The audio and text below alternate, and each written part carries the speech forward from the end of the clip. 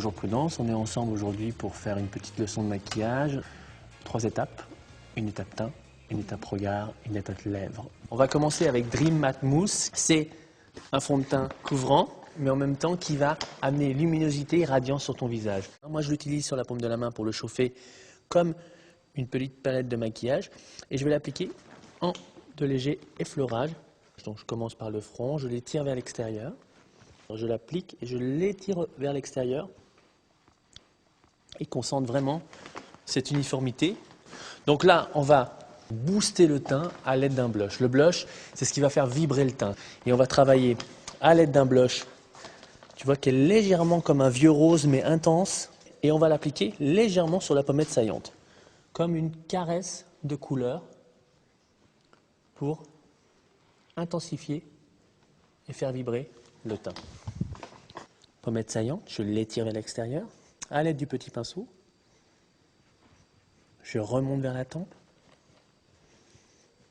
Je redescends sur la pommette et je descends sur le petit menton. Et tu vois, grâce à sa texture qui est légère et fine, tu peux vraiment, après l'application du pinceau, si tu veux, étirer encore ton blush pour un résultat encore plus transparent et plus unifiant.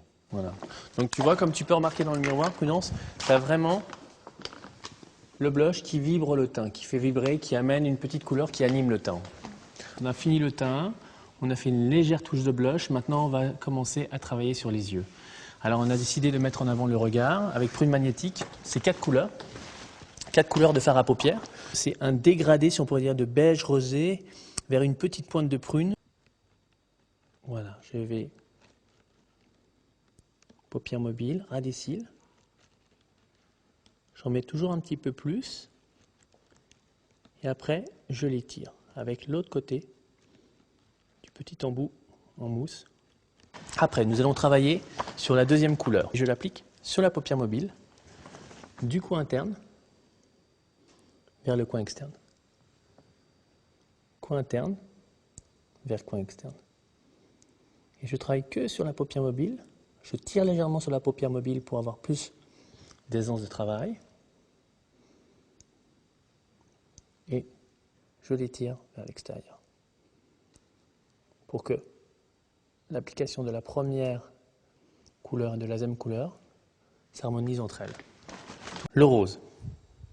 Je prends mon troisième embout qui va servir d'illuminateur et je l'applique pour accentuer indirectement le travail des deux premiers. Quatrième couleur, je prends le quatrième embout, la tranche de l'embout, et j'étire mon regard. Et légèrement en dessous de l'œil pour intensifier le regard. Le crayon oriental, je mets bien mon crayon, je vais du coin interne vers le coin externe ou du coin externe vers le coin interne. J'intensifie mon travail de fard à paupières. Je remonte légèrement au coin interne. Tu fermes très très fort les yeux, très très fort, parce que le noir va se dissoudre. L'application de l'eyeliner noir, on tire sur la paupière mobile. Il va se faire accompagner ce trait d'eyeliner par tes cils comme une ligne franche. Je vais au coin interne et je souligne tes cils. On va après sublimer le tout par la touche de mascara. Le mascara, je vais chercher les cils vraiment à la base et je les accompagne vers l'extérieur. Voilà, c'est comme un coup de pinceau en peinture. J'accompagne les cils à l'aide de la brosse et du pigment noir du Colossal pour souligner ton regard et le sublimer à l'aide de cette brosse. Et voilà, normalement ton regard là il est fini.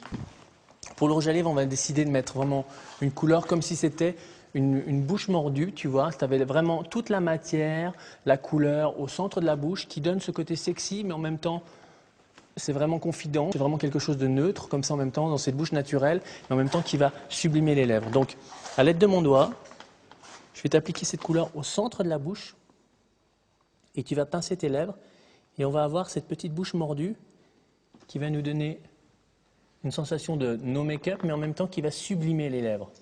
Ce qui est très intéressant quand on travaille au doigt, tu peux travailler l'intensité que tu veux.